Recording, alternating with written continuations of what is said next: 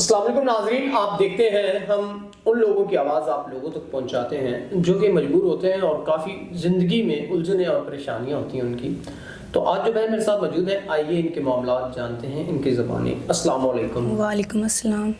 اچھا بہن، مجھے بتائیے گا کیا مسئلے مسائل کیا پریشانیاں ہیں جن کی وجہ سے آپ پریشان ہیں؟ یہ تمام تر جو صورتحال ہے بتائیے گا. میں شریف خاندان سے تعلق رکھتی ہوں. میرے والد صاحب مسجد کے امام تھے.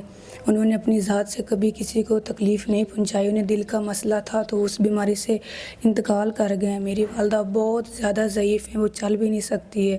میں نے اس حالات سے تنگ آ کر ایک اسکول میں جاب کرنا شروع کر دی. میں اپنا کما کے خود کھاتی ہوں، لیکن پھر بھی لوگ میری ماں کو مجھے غلط باتیں کرتے ہیں کہ باہر نکل کے پتہ نہیں کیا کرتی ہوگی کیا نہیں کرتی. بہت زیادہ لوگوں نے تنگ کر کے رکھا ہے. تو میری والدہ صاحبہ نے مجھے کہا ہے کہ کسی اچھے انسان جو میرا بھی خیال رکھے، میری ماں کا بھی رکھے، ان سے نکاح کر لو. تو میں چاہتی ہوں کوئی اچھا انسان ہو، میں اس سے نکاح کروں گی.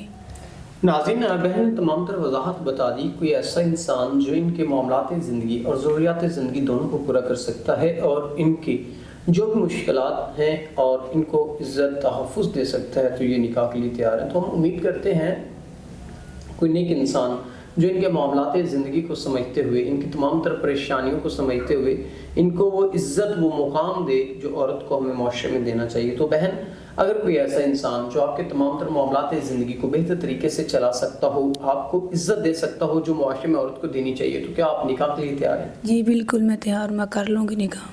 ناظرین، یہ بہن نکاح کے لیے تیار ہیں، لیکن ایک ایسا انسان ہو جو ان کو تحفظ دے اور ان کی عزت کرے. تو اسی کے ساتھ اپنے میزبان نواب احمد کو دیں اجازت. خدا حافظ.